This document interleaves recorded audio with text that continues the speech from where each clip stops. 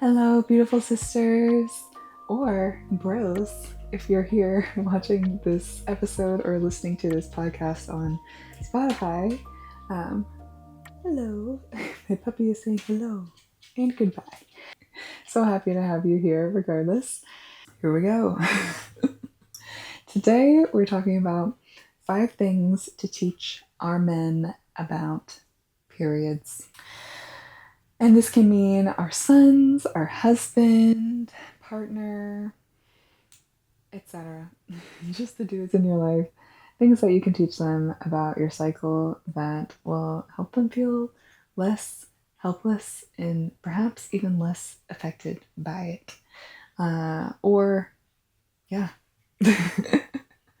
Well, let's not jump the gun here. Number 1, you can help. So, the men in our lives can support us, even your son, I feel like can support you and support their sisters or, whoever is going through their bleed at that time or different parts of their cycle. Luteal phase, hello.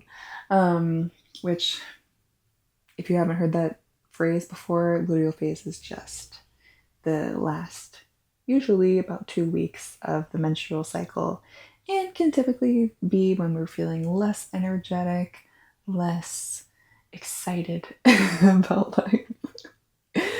To put it lightly. But anyways, you can help. There are things that you can do. And I feel like we as women can ask for specific things like, hey, my cycle is coming soon, so can we stock up on meals that are easy to cook? Name your favorite meal. I find that dudes love specifics. My husband loves specifics. If I ask for particular things that I'm wanting during that time, or you can just say, hey, my period's coming.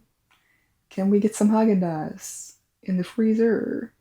Yeah, offer things that they can do, because I find that when we feel helpful to someone who's going through a hard time, then we feel less helpless. Like there's nothing that we can do, or that, the person is just going to be suffering. And yeah, because sometimes our bleed is pretty intense. Okay? It can be intense. In a perfect world, it wouldn't be, but we don't live in one of those, unfortunately. So you can help, and there are things that you can do. And if you're a dude watching this, just ask the women in your life, what can I do? Or your daughter, maybe. Or sometimes you just know. And it does help when you just know as well. Like, I know their favorite food. I know their favorite dessert. I know that they like a hot chocolate, so let me just do that. But you can help. You can make things better.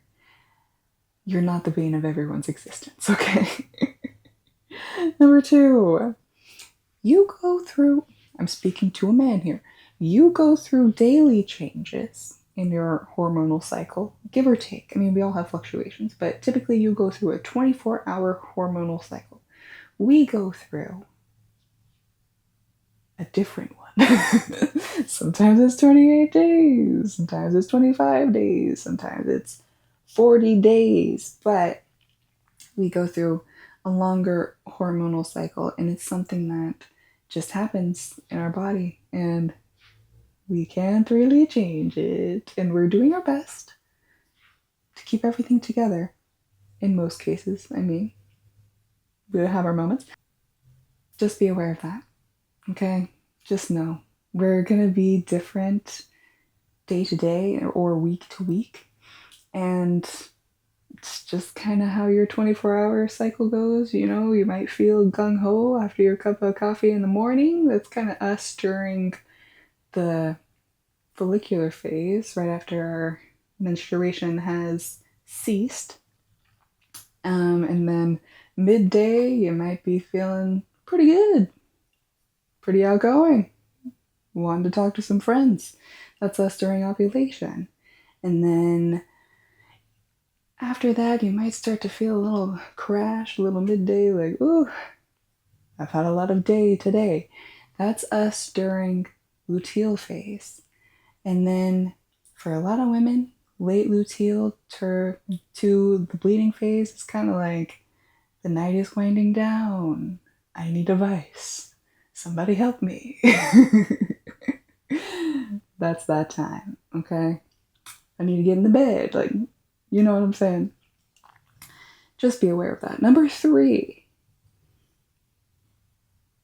something, okay, now I'm speaking to a woman. Here's the right way to bring it up. You got to tell him this is the right way to bring it up because he's not going to know, okay? He's just not going to know how to bring it up. And sometimes they bring it up in the exact wrong way, which is like, are you on your period? I think we've all seen that happen, and it doesn't have a good result. Okay, that is not a winning strategy of how to ask your woman where she's at in her cycle. Okay, so here's the right way to bring it up, and you can fill in the blank, but I have some suggestions. Where are you at in your cycle right now? Like, just neutral, in a neutral moment. Ask this, like, where are you at? And then, how can I support you on this next cycle? Another good example, because it shows that you're being, what's the word? Not preemptive, being proactive about, wanting to support and wanting to be there, and, just helps a lot. Just helps a lot. And so, yeah, if you tell your man, hey, this is how you bring it up. You don't ask me, are you in your luteal phase? Like, and there could be some women who could, in a joking way, receive that really well. But yeah, just ask nicely. And be proactive about wanting to offer help and hugs and anything that she needs. Number 4, you can't always understand, and that's okay. Don't try to understand. Don't try to know more about her body than she knows about her body, okay? Because it's just not going to happen.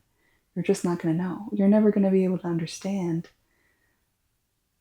the cycle or what it's like to experience it. You could understand what it looks like in a textbook, but you're not going to understand how it feels in the body. And those are two different things. Effort is so much more important than understanding. If you're putting in a solid effort to be kind and considerate and supportive, that's what's going to help above all. And lastly, number 5, women are magical. So just cheer them on. Just remember that women are magical. If you have a woman or a girl in your life who is going through her bleeding years, let them know. You're magical. Your body is processing through so much in a cycle.